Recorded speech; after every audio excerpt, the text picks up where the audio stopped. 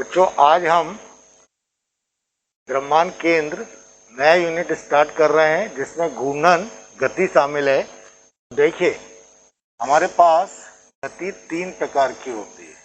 गति नंबर 1 क्या हो जाती है? लीनियर मोशन, रैखिक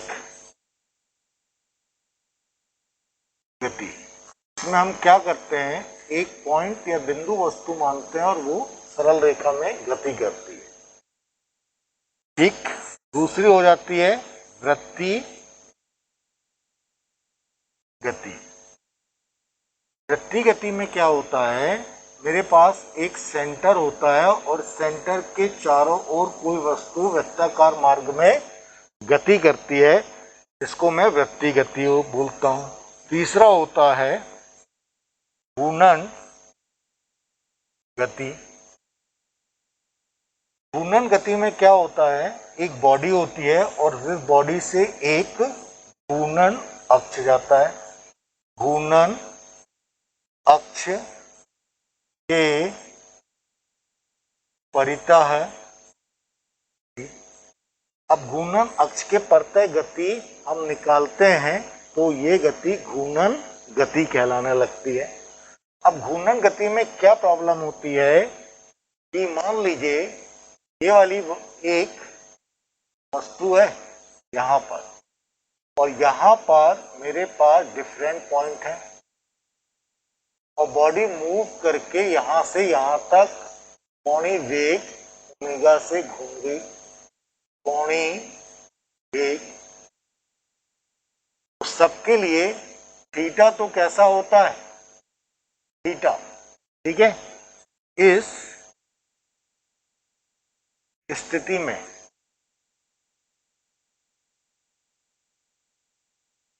सभी कणों के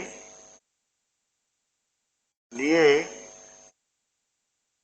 कोणीय विस्थापन थीटा का मान समान होता है,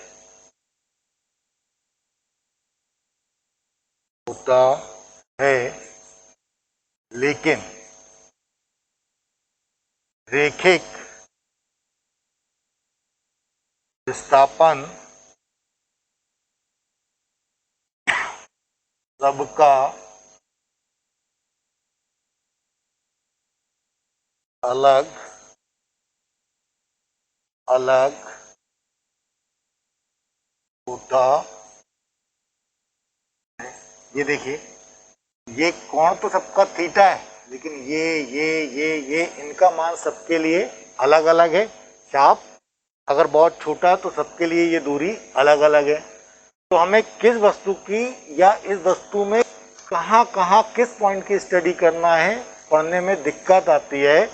तो हम बॉडी का पूरा द्रव्यमान एक बिंदु पर एकत्रित करके केवल उसी द्रव्यमान की स्थिति या उसी द्रव्यमान की स्टडी करते हैं। इसी को हम क्या बोल देते हैं, द्रव्यमान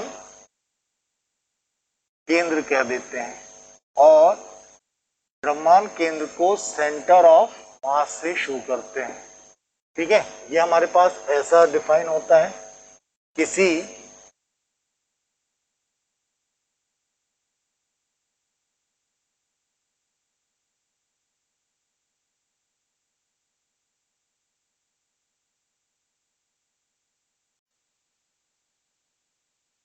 किसी वस्तु पर स्थित वह बिंदु जहां पर का समस्त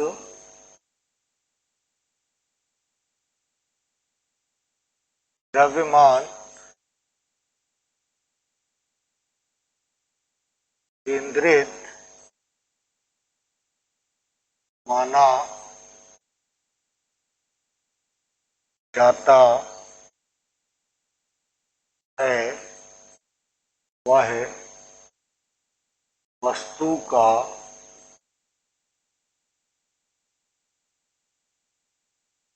द्रव्यमान केंद्र कहलाता।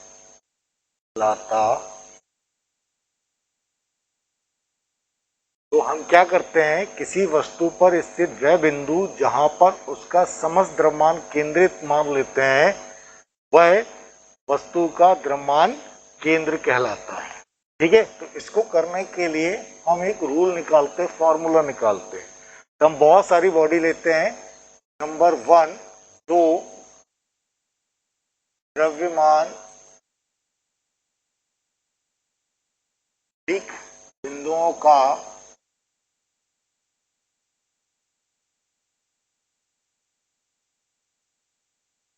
द्रव्यमान केंद्र को करने के लिए मैं क्या करता हूं, मान लीजिए मैंने दो बिंदु ले लिए, एक ए ले लिया, एक बी ले लिया। पर एक वस्तु का द्रव्यमान m1 और दूसरा कितना रखा हुआ है, m2 रखा हुआ है। ठीक, यहां पर क्या करता हूं, एक काल्पनिक अक्ष ले लेता हूं। काल्पनिक अक्ष का यहां से दूरी कितनी हो गई, x1, यहां से दूरी कितनी हो गई, x2 के मान के बराबर। ठीक है, जैसे आप शीशे का गेम खेलते हैं, शीशे में क्या होता है, एक साइड एक बच्चा बैठ जाता है, दूसरे साइड एक बच्चा बैठ जाता है। अगर हम इसको बैलेंस करते हैं तो इसका जो टिकाऊ बिंदु या फलक्रम होते हैं उसको कहीं बीच में ला के रखते हैं तो ये बैलेंस हो जाता है। इन द सेम वे मैं ये मान लेता हूं कि वस्तु का द्रव्यमान केंद्र CA में, ठीक, इसके यहां से दूरी x के मान के बराबर है। तो मैथमेटिकली में आपको मालूम है कि अगर ये द्रव्यमान केंद्र CA में और अगर ये बैलेंस है तो इसका और इस दूरी का गुणनफल और इस द्रव्यमान और इस दूरी के बीच का गुणनफल अगर बराबर है तो सिस्टम बैलेंस होगा। तो इसलिए मेरे पास क्या होगा, संतुलन अवस्था में, संतुलन अवस्था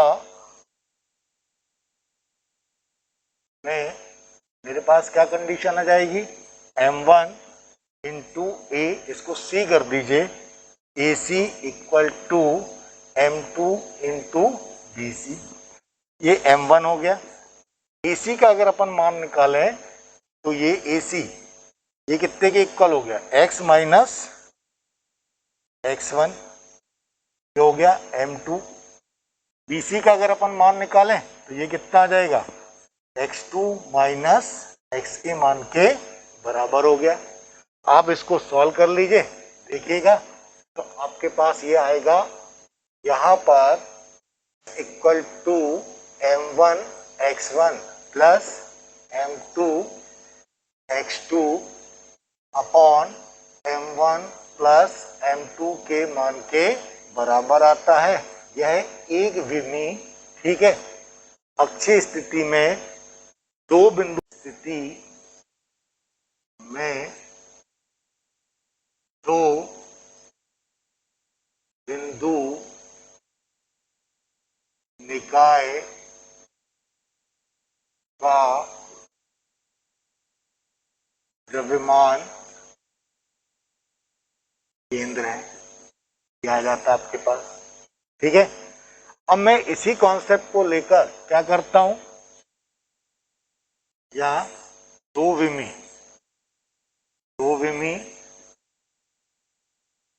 ठीक है, समतल में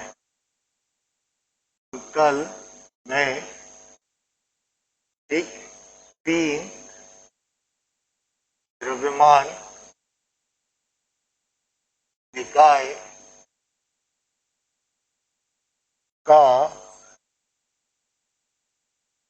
द्रव्यमान केंद्र निकाल लेता हूं।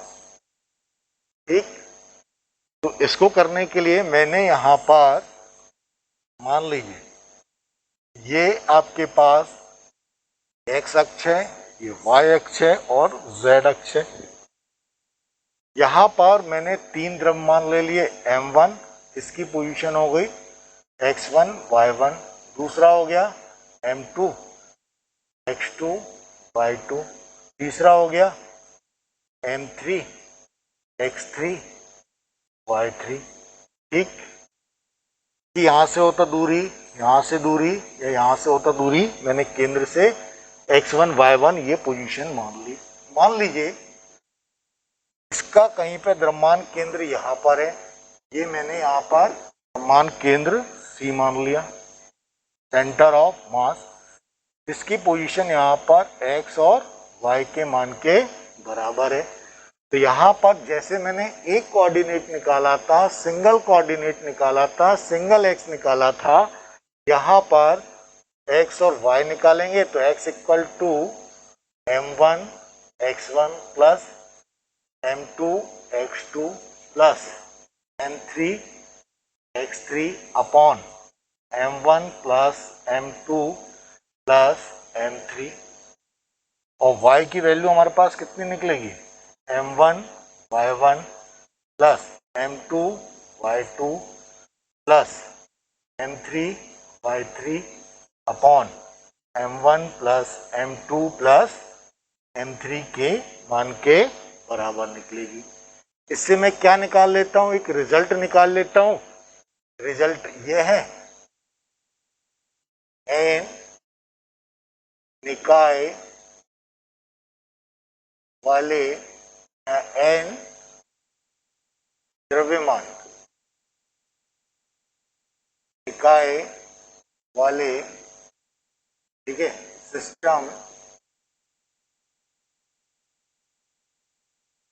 का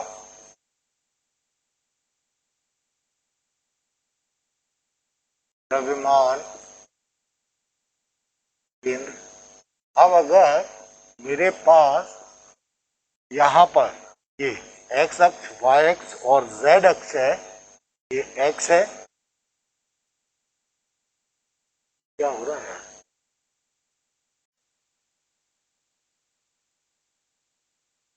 x y और z है, यहाँ पर बहुत सारे द्रव्यमान हैं, m1 m2 mn, ऐसा कर लिया। इसकी दूरी यहाँ पर r1 r2 rn है वेक्टर फॉर्मेट में, और सेंटर ऑफ मास यहाँ पर है, तो मैंने r से शो कर दिया इसकी पोजीशन को। ठीक है, तो r इक्वल टू कितने के इक्वल है, वेक्टर r को मान लो मैंने xi, तो मेरे पास x बराबर आ जाएगा m1 x1 plus m2 x2 dash mn xn upon m1 plus m2 dash mn। y की वैल्यू अगर अपन निकालें तो m1 y1 plus m2 y2 dash mn yn upon m1 plus m2 dash mn। ऐसी z के लिए निकालें m1 z1 plus m2 z2 dash mn zn upon m1 plus m2 dash mn के बराबर होती है।